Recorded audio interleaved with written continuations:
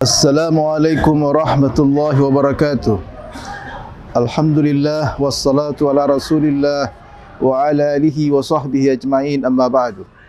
Kita bersyukur kepada Allah, kita telah berada di bulan Ramadan yang suci ini. Salat selalu menjadi prioritas kita sebagai seorang muslim. Allah Subhanahu wa taala berfirman, "Hafizu 'alas salawati was salatil wusta wa qumu lillahi qanitin." Bahwa kita diperintahkan oleh Allah untuk selalu menjaga salat lima waktu kita ini. Khususnya di bulan Ramadan adalah syahrul ibadah, adalah merupakan bulan beribadah. Maka salat selalu menjadi prioritas kita. Oleh karena itu, salat harus dijadikan betul-betul menjadi sebuah alat strategi, menjadi sebuah sarana untuk mendekatkan diri kepada Allah Subhanahu wa taala. Dialah yang mampu mensucikan hati kita, yang mampu mensucikan pikiran kita untuk mendekatkan diri kepada Allah Subhanahu wa taala. Oleh karena itu, kita harus betul-betul menggunakan sarana ini untuk bagaimana selalu dekat kepada Allah. Tetapi itu tidak cukup, saudara-saudara kaum muslimin dan muslimat dimuliakan Allah Subhanahu wa taala. Dan dalam Al-Quran Allah Subhanahu wa taala berfirman, "Fa idza qudiyatis salatu fantashiru fil ardi wabtagu min fadlillah wadhkurullaha dzikran katsiran la'allakum tuflihun."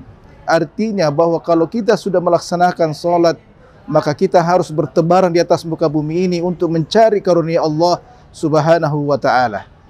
Artinya bahwa setelah kita salat, kita beribadah, jangan hanya di masjid. Kita harus keluar dari masjid itu untuk bersosialisasi dengan manusia yang lain, dengan tetangga kita, dengan sahabat kita, dan kita melaksanakan tugas-tugas sosial kita dengan baik. Kalau kita seorang pedagang, kita menjadi pedagang yang baik. Kalau kita menjadi seorang pejabat, tetap menjadi pejabat yang amanah. Artinya bahwa antara salat dengan perbuatan kita di luar masjid itu sangat erat hubungannya. Bahwa di sana ada namanya akhlakul karimah. Jadi yang membentuk kita menjadi orang yang berakhlakul karimah adalah salat kita. Makanya Allah Subhanahu wa taala berfirman, "Innas salata tanha 'anil fahsya'i wal munkar." Sesungguhnya salat itu mencegah kita dari perbuatan keji dan mungkar. Makanya janganlah kita menganggap diri kita menjadi orang saleh kalau hanya salat saja di masjid. Tetapi kita harus menguji kesalehan kita di luar masjid. Yang menentukan sahnya salat kita adalah apa yang kita lakukan di luar masjid. Apakah kita saleh atau tidak. Jadi kesalehan kita bukan karena kita rajin ke masjid, tetapi kita amanah di luar masjid. Kita jujur di luar masjid. Kita menghormati orang yang harus kita hormati. Kita mencintai, kita mempertahankan cinta dan persaudaraan kita di luar masjid. Itulah hakikat daripada yang disebut dengan ibadah, yang disebut dengan ibadah yang sesungguhnya. Banyak di antara kita sebagai umat manusia, umat Islam yang rajin sholat tetapi menyakiti tetangganya, tetapi tidak amanah ketika diberikan yang namanya jabatan. Nah, oleh karena itu kita harus betul-betul menggunakan salat ini untuk menyelesaikan masalah-masalah kehidupan kita yang di luar masjid. Makanya kita disuruh sujud 2 kali setiap rakaatnya. Di dalam sujud itulah kita mengadukan diri kita kepada Allah Subhanahu wa taala, bukan mengadu kepada manusia.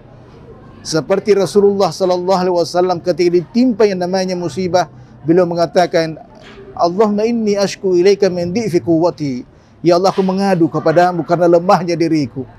Makanya kita sebagai seorang muslim berusaha untuk sujud di hadapan Allah, yaitu memperbanyak sujud kita, artinya melama-lamai sujud kita di hadapan Allah. Karena disitulah hakikat daripada salat itu. Apalagi ketika kita sujud mengatakan, "Allahumma arini ajaiba qudratika fi ma ahbabtu." Allahumma arini ajaiba qudratika fi ma ahbabtu. Ya Allah, perlihatkanlah kepadaku mukjizatmu terhadap apa yang saya inginkan. Maka di dalam sujud itulah akan kita selesaikan seluruh permasalahan kita. Saya mau sampaikan kepada saudara-saudaraku bahwa tidak ada satu pun permasalahan yang bisa selesai dengan sendirinya tanpa izin Allah Subhanahu wa taala. Jangan pernah mimpi selesai masalahnya dengan kekuatan kita, dengan pikiran kita tanpa izin Allah. Makanya kita harus sujud di hadapan Allah Subhanahu wa taala dengan penuh kekhusyuan, merendahkan diri kepadanya bahwa saya adalah hamba yang paling busuk, yang paling hina, di antara seluruh makhluknya, dan kemudian baru kita meminta untuk menyelesaikan masalah-masalah kita.